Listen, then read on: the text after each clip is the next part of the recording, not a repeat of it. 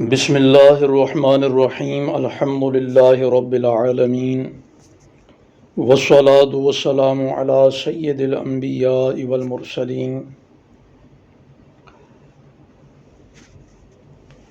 اس سے پہلے ہم نے ایک حدیث پاک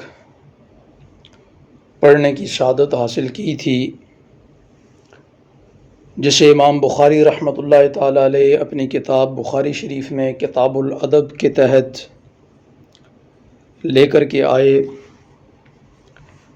اس حدیث پاک کا ایک حصہ ہم لوگ پڑھ چکے، جس میں والدین کی نافرمانی کو اللہ رب العزت نے حرام قرار دیا، والدین کو حقوق نہ دینا اور نہ حق ان سے مطالبات کرنا، اسے بھی اللہ رب العزت نے حرام قرار دیا۔ اسی حدیث پاک کے اگلے حصے میں رسول اللہ صلی اللہ تعالی علیہ وآلہ وسلم نے ان تین باتوں کا ذکر کیا جن کو اللہ رب العزت نے ناپسند فرمایا ہے۔ حضرت سیدنا مغیرہ بن شعبہ رضی اللہ تعالی عنہ بیان فرماتے ہیں کہ رسول اللہ صلی اللہ تعالی علیہ وآلہ وسلم نے ارشاد فرمایا کہ اللہ رب العزت نے تم پر کیلو کال کو ناپسند کیا ہے۔ کیلو کال یعنی فضول باتیں، فضول بحث، فضول کلام۔ اور دوسری چیز کہ رسول اللہ صلی اللہ تعالیٰ علیہ وآلہ وسلم نے ارشاد فرمایا کہ اللہ رب العزت کثرت سوال کو ناپسند فرماتا ہے۔ اور تیسری چیز جس کے بارے میں رسول اللہ صلی اللہ تعالیٰ علیہ وآلہ وسلم نے بتایا کہ اسے اللہ رب العزت نے ناپسند کیا ہے، وہ ہے مال کی بربادی، مال ضائع کرنا۔ تو یہ تین باتیں بڑی اہم ہیں۔ سب سے پہلی بات کہ فضول بحث کرنا، فضول کلام کرنا، فضول باتیں کرنا اور اپنا وقت ضائع کرنا۔ اور دوسری بات ہے کثرت سوال، اور تیسری بات ہے مال کو ضائع کرنا۔ تو آج اس زمانے کے اندر ہم لوگ کہیں نہ کہیں ان تینوں باتوں کا شکار ہو چکے ہیں، حالانکہ اللہ رب العزت کو یہ تینوں کے تینوں اعمال ناپسند ہیں۔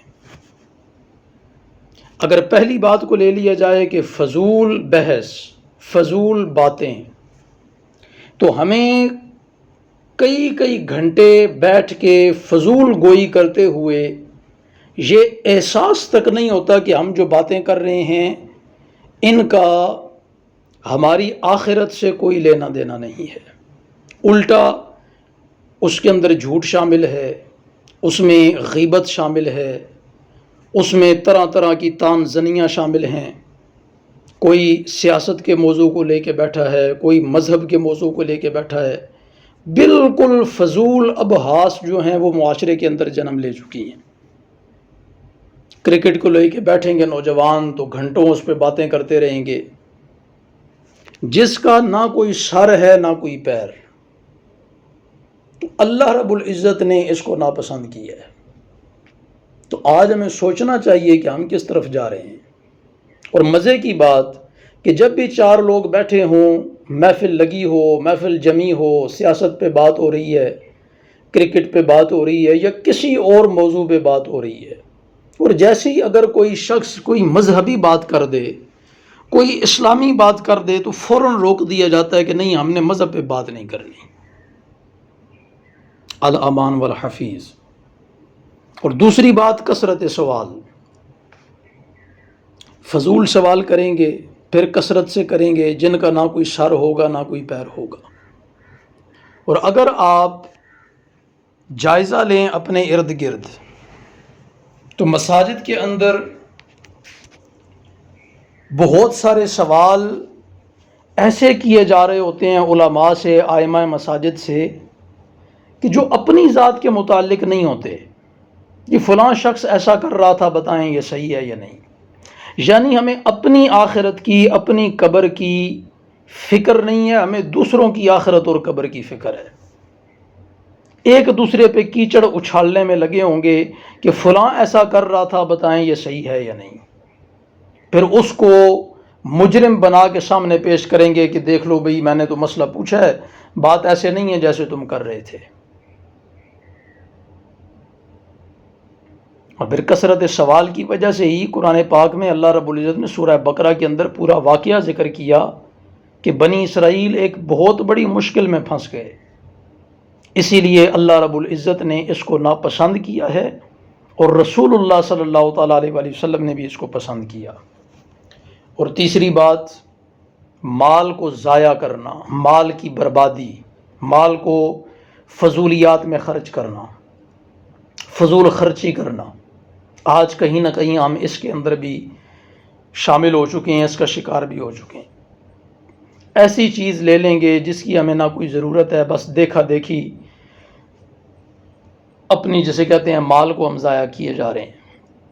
تو یہ تین کی تین باتیں جو اللہ کو ناپسند ہیں، اور بتانے والے رسول اللہ صلی اللہ تعالیٰ علیہ وآلہ وسلم ہیں، لیکن معاشرہ آج کا اور مسلم معاشرہ اپنے آپ کو مسلمان کہنے والے ان ہی تین باتوں کو ڈنکے کی چوٹ پر کیے جا رہے ہیں۔ فضول خرچیاں دیکھ لیں معاشرے کے اندر، کثرت سوال دیکھ لیں، اور فضول ابحاث دیکھ لیں۔